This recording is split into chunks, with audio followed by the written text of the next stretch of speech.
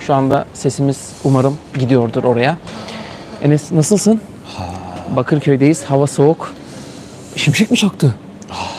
Kardeşim, Sanki şimşek çaktı yani gibi. az evvel Şurada reklam panosu oynuyormuş. az evvel şimdi şeyden çıktık. Çok güzel ya. Baksana. Şeyler falan. Hayat. Hayat kardeşim. Hayat devam Ama ediyor. hayat diyemeyiz aslında. Ben bu filmin özellikle ikinci bölümünün tamamıyla bir Kuru Otlar Üstüne 2 film olduğunu düşünüyorum Enes. Kuru Otlar Üstüne 2. Neden böyle düşündün? Özellikle o ağlama sahnesi ki şu inşallah düşmez. Hayatımda bir filmde gördüğüm en uzun ağlama sahnesiydi. Hatta bir filmde değil. Hayatımda gördüğüm en uzun ağlama sahnesi olabilir. Ya uzun bazı sahneler var filmde. O hem biraz daha şey yapsana şöyle ışığa doğru. Heh, Şöyle mi? yüzün görünsün, evet.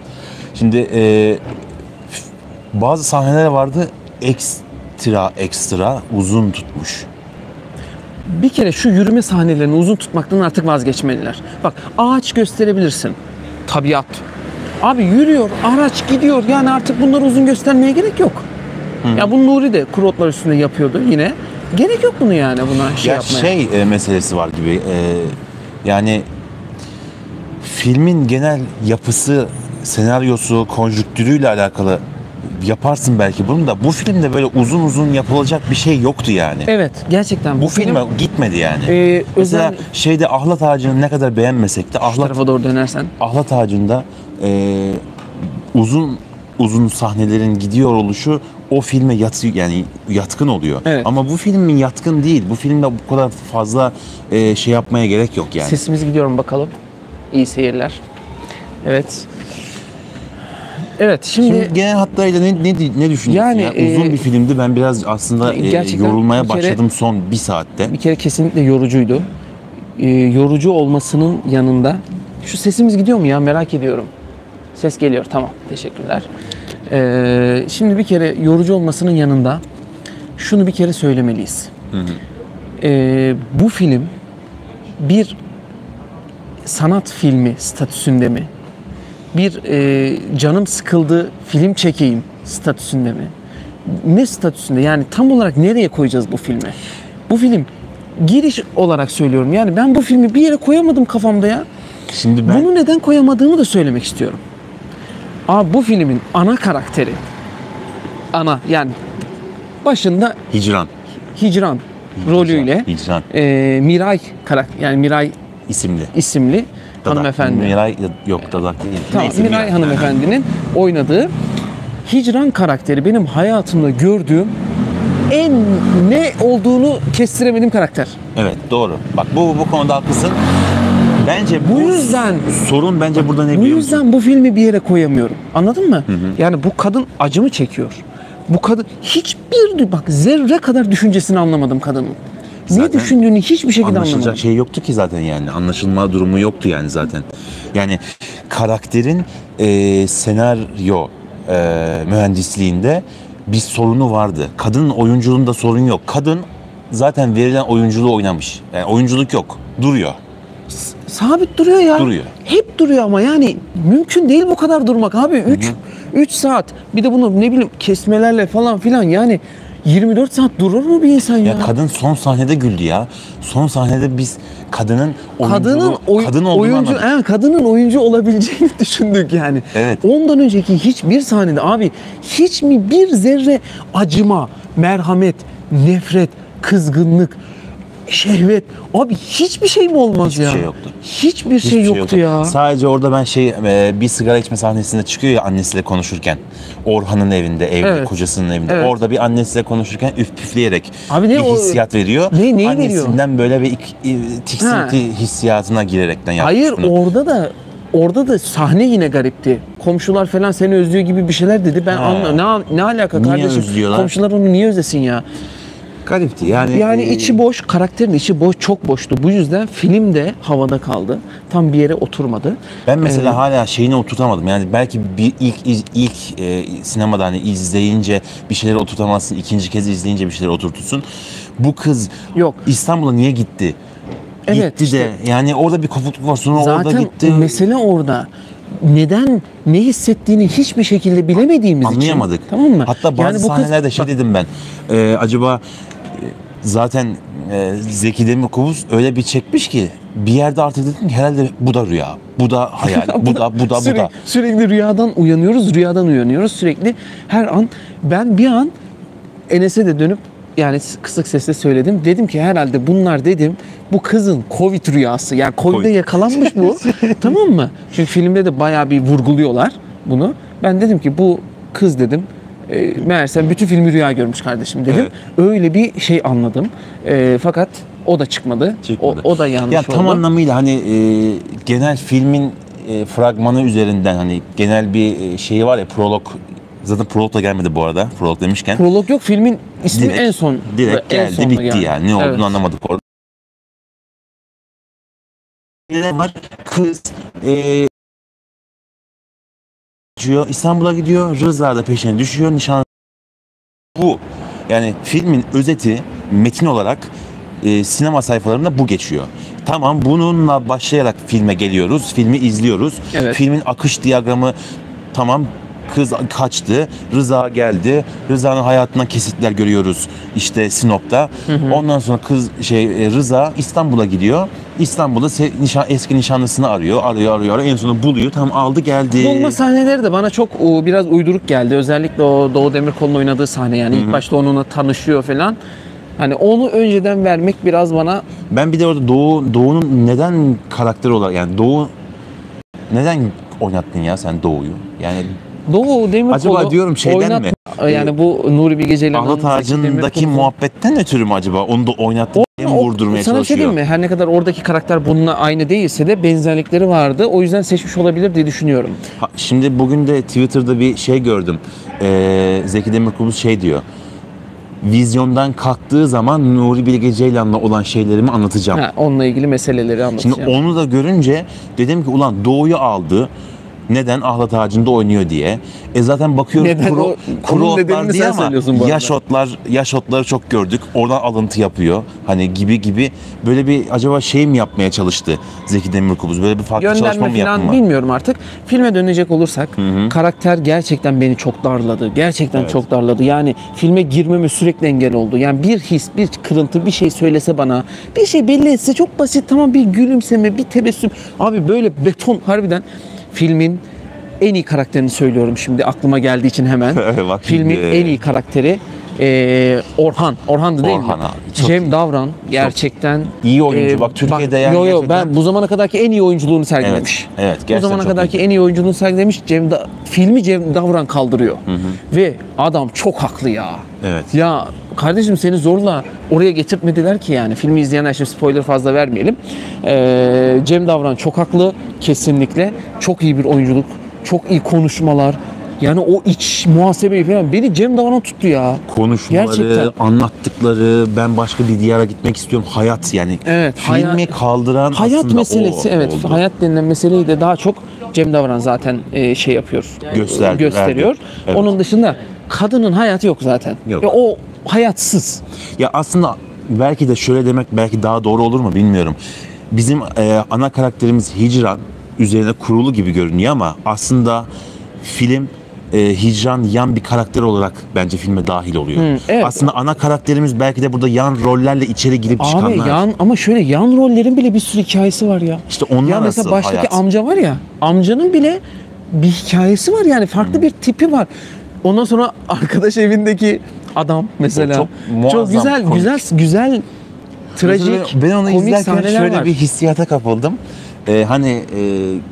Tipik katarsiste şey vardır ya, izlediğin sahneyi sen hayatında yaşamışsan o sahneden daha büyük haz alırsın. Ama o sahneyi yaşamamışsan hayatında ondan bir şey anlamazsın. Senin için bir şey ifade etmez. Mesela o çocuk öğrenci evinde kahvaltı masasında olduğu sahnedeki anlattıkları. Niye, sen bunda katarsis mi yaşadın? Kimin yaşadın tam Kısmi olarak? olarak yaşadım. Neden yaşadım biliyor musun? Neden yaşadım? Çünkü orada hani öğrenci ortamında, üniversite zamanları böyle eş, dost, arkadaşlar toplanırsın, böyle bir masaya oturursun, kahvaltı masasına. Özellikle salatalık falan yiyor böyle çünkü Rıza. Ya baktım şöyle, hakikaten ben de sanki o sandalyede oturmuş, o çocuk benim arkadaşım. Beraber yiyormuşum gibi. O hissiyat gerçekten çok güzeldi. Başarılı olduğu noktalar, sahneler, çok muazzam olduğu sahneleri var. Bence Zeki Demirkubuz'un kendini aştığı çok sahne var bu filmde. Evet, bence de. Fakat hala bu eksiklikler var. Böyle sahnede kendini irite gördün. Yani ben neden bunu izliyorum veya izlemem gerekiyor mu gibi. Bence onlarda da tek sorun oyunculuklardan kaynaklanıyordu. Yoksa Zeki, ama tabii o da yine Zeki'ye yazar. Neticede ana karakterin Evet. boşluğu da Zeki'ye yazar. Tabii ki, Çünkü aynen orada öyle. ben bakıyorum filmin sonunda yönetmen Zeki Demirkubuz, yapımcı Zeki Demirkubuz, kurgu Zeki Demirkubuz. Yani bunlar hepsi Zeki Bey yapmış. Demek ki bu ne demek? Burada yani ana karakter bak gerçekten yani çok beni şey yaptı ya. Hiçbir şey yapmadı daha doğrusu. Sen Onu anlatmaya ana karaktere çalışıyorum. çok, yani hicrana çok takıldın. Ya abi her Burada şey doğal hicranlı. olarak. Yani bu kız gitti ya, gittin diyelim ki burada değil mi, İstanbul'dasın. Serkeşlik. Orada bile bir şey yok yani. Ne? Bu kadar buz gibi olunmaz ya. Evet. Peki şeyi soracağım sana. Mesela Ya Mulholland Çıkmazı'nda evet. ki karakterler hicrandan daha dolu karakterler ya. Sen ama Bak geçen çok filminde ciddiyim de yani. gittin, Hani çok haksız bir kıyas anlamsızlık yaptın olarak şimdi. söylüyorum yani. Anlamsız olmasına rağmen Evet. görünmesine rağmen daha çok insanlar tarafından bence o daha şeydi yani. Mesela şeyi soracağım sana. Ben izlerken mesela bunu biraz kısmi olarak yaşadım. Bilmiyorum, belki de Zeki Demirkubuz, Nuri Bilge Ceylan, Semih Kaplanoğlu, hani ulusal yönetmenlerimizle yaptıkları yapımlar üzerinden böyle bir kıyas yapma şeyine girdim. Kast olarak, görüntü olarak. Zeki'nin bu filmde ki görüntü diyelim, genel sahneler, görüntüler, görüntü bazına soruyorum.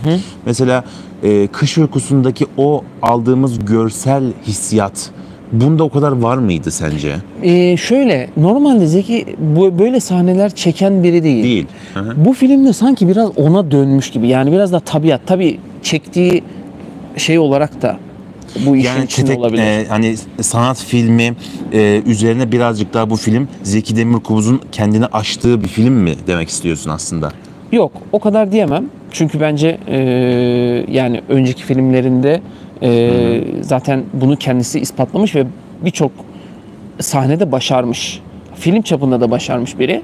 Bence mesela insanların anmadığı, hatta kendinin bile anmadığı C Blok vardır. Bence C Blok bile çok iyi film.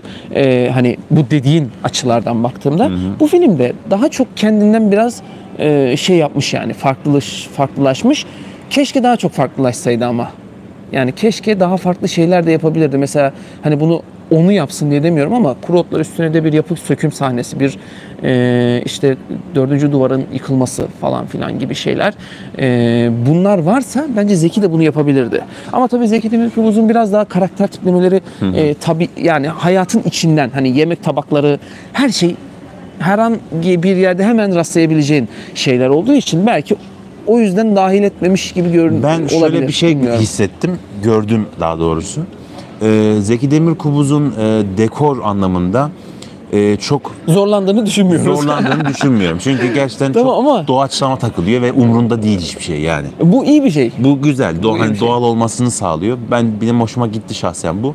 Ama bu biraz da yapaylık katıyor. Şimdi filme biraz da onu şey, mesela adam en son sahnede bir fırın açmış. Filmin adı Mis. Mis. O tabela hiç değişmemiş ki zaten. Orijinal tabela orada, Evet. anladın mı? Uğraşmamış onlar. Uğraşmamış bile. Ama o filmin içinde biraz daha yansıtıcı, o karakteri biraz daha, yani Rıza karakterini, Rıza'yı değil mi? Rıza karakterini yansıtıcı bir şey olsa mesela daha hoş olur. Çok da böyle saldım çayıra Mevlam kayra gibi olmazsa Olmaz. daha iyi olur. Yani. Ya işte şimdi film 3 saat tabii haliyle. Her sahnesi ayrı bir giriftlik katıyor filme. Evet. Her sahnesini ayrı konuşmak belki gerekebilir. Mesela sahne geçişlerinde siyah bir ekran geliyor. Evet, Ve çok sık geliyor. O sık bekliyor. Ben onu böyle gördükçe sürekli Ne? bir roman okurken, bir Orhan Pamuk romanı Bölüm mesela başlığı. bölüm başlığı olur ya, sık Evet. gelir. Onun gibi hissettim. Mesela o benim biraz hoşuma Ben gitti. de, ama ben onu daha çok Netflix dizilerindeki gibi hissettim. Mesela Snowpiercer'dan falan hatırlıyorum. Böyle o siyah ekran geldi de bitti sanıyorum falan. Ama daha oysa ki devam o ediyor. O benim yüzden hoşuma hatta ben gitti. sonda bitti zannettim. Kalkıyorduk, evet. Kalkıyorduk falan, sonra bir baktım namaz sahnesi falan, cami sahnesi, Devam bayram. ediyor. Evet, çok bayram. Ya 2-3 bayram geçiyor mesela herhalde filmde. şeyler- Uzun da bir süreyi anlatıyor. Evet, şey konusunda mesela o dikkatimi çekti. Zeki Demirkubuz olabildiğince toplumun bütün noktalarından almış bir şeyleri Evet, koymuş. evet. Yani bu işte Rıza arkadaşlarıyla içki içiyor. Ama işte namaza da gidiyor. Ve bunlar Namaz yapay değil. sahnesi de var gayet. Belki ama sonradan biraz şey olmuş gibi, aile babası olmuş da onları bırakmış gibi bir hali de var. Oluyor, tamam, o onda sorun yok. Ama bu her noktadan biraz koymuş yani. Bunu ben görünce hoşuma gitti şahsen. Artı bir de olabildiğince zaten Covid maske modu olduğu için Evet. olabildiğince de böyle bir ironi yaparak sürekli bir atıf gönderme yapmış. İşte ulusal belki politik mevzulara da olabilir, toplumsal mevzulara da olabilir diyelim. Bu atıfları yaparak da bence farklı bir perspektif açmış. Evet. Ama insanın gözüne çok batıyor mu? Biraz da batıyor aslında. Biraz batar. Şimdi şöyle, tabii filmden yeni çıktığımız için tam böyle düşüncelerimizi tam toparlayamamış Tabii biraz da hava olabiliriz. soğuk, ayaktayız haliyle. Ondan sonra yani tam her şeyi böyle söyleyemedik belki. Fakat şu şeyle yani izlemelerini öneriyorum tabii ki izleyicilerimize. Şunu sorarak sana bitirmek istiyorum. Bu sene içerisinde sana 2 film sunacağım ve birini seçmeni isteyeceğim. Bak şimdi bunu yapma ama dostum. Evet. Filmin biri Kuru Otlar Üstüne, Geliyor. diğeri de Hayat. Şimdi bana bu 2 filmden birini seç. Şimdi çok zor bir soru, biliyor musun bu yani? Evet. Kuru Otlar Üstüne'yi o kadar konuştuk, o kadar yani İzledik, baktık, derinleştirmeye sürekli çalıştık. Cannes'a falan filan. gittik, Cannes'da biz takip ettik, canlı yayınlar yaptık, nedir ne değildir vesaire. Filmi izledik ve şimdi de Hayat'ı izledik. Yani Hayat olabildiğince reklamı Kuru Otlar Üstüne'ye göre daha az yapıldı, Ya öyle ki Zeki Demirkubuz bugün tweet atıyor. İlk kez bir filmin bu kadar sinemada gösterime giriyor Evet, diye söylüyor. Yani söylüyor. ki bu ya ne kadar değişik bir hal ya. Bu neticede Türkiye'de zaten bilinen birkaç yönetmenden, hani en çok bilinen birkaç yönetmenden biri Evet, buna rağmen böyle bir tweet atıyor. Evet, maalesef. Yani durum ortada. Evet, cevabı araya kaynatma. Söyle bakalım. Ben kesinlikle, çünkü şöyle yani Kesinlikle ne? kefeye koyuyorum, Evet. tartıyorum, ölçüyorum. Evet. Hayat filmi diyorum çünkü gerçekten Hayat daha kendi çerçevesinde olan bir Evet, film. evet. Yani Kuru Otlar Üstünde bir çerçevesi var, içine giriyorsun, diyorsun. Yani bir de şöyle, Nuri Bilge Ceylan diyorsun, filme bakıyorsun. Zeki Demirkubuz diyorsun, filme bakıyorsun, Hayat filmine. Daha oturaklı, daha izlenilebilir ve daha çok beğeni kazanılabilecek bir film, Hayat Ben filmi. de cevap vereyim mi? Lütfen. Ben de Hayat diyorum. Neden? Bunu da sadece Yani kıyas yaparsak. Evet, kıyas yaparsak şu kıstası sadece kullanarak. Bu kıstas bence çok önemli. Gerçekten. Bu edebi formlarda, işte sinemada, ne bileyim, hayatın kendi içinde şu kelime abi.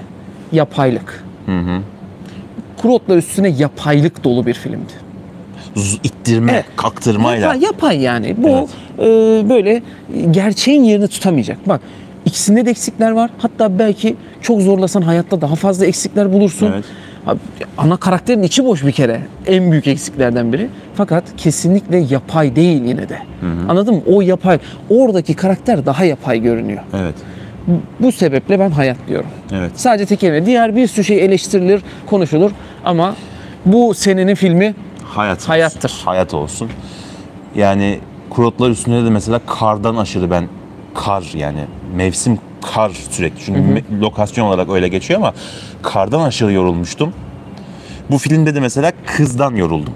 ya kız zaten başlı başına bir problem. Yani kızdan yoruldum. Enes, şarjım bitiyor. Şarjım, evet, uyarı verdi. Evet. Neyse, kaydımızı sonlandıralım. Bizi Yine takip etmeyi vaktimiz unutmayın olursa efendim. şey yaparız. Işığa Bir çıkayım şöyle. kayıt daha yapar mıyız bu konuyla alakalı? Bilmiyorum, duruma göre bakarız Bir belki. vlog zaten gelecek.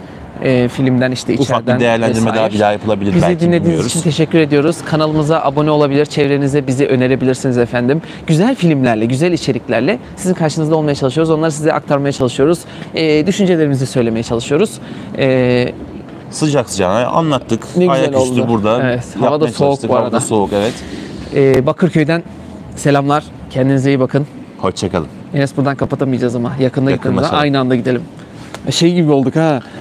Hababam sınıfı. Nereden bitiriyoruz bunu? Yok, yukarıdan bitireceksin. Evet. Şuradan mı? Evet. Görüşürüz. Hoşçakalın. Kardeşim orada bir